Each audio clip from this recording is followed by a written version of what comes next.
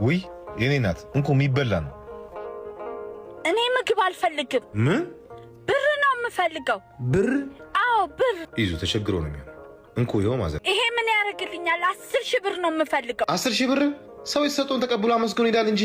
አመስግኜህ እንደሄድ የጠየቅኩህን ስጠኝ። እንዴ ማዘር ምን አይነት ባህሪ ነው? እሱ እኮ ያለውን ነው የሰጡት። የኔ ልጅ እየለመንኩ አይደለም፣ የሚገባኝን ነው እየጠየቅኩ ያለሁት። የሚገባኝን?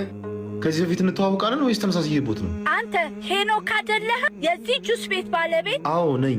ስለዚህ የሰራሁበትን ደሞዜን የላቤን ስጠኝ። የምን ደሞዝ ነው? 2 ወር ያጸዳሁበትን ክፈለኝ። ደሞዝ በየወሩ አይደል እንዴ የምንከፍለው?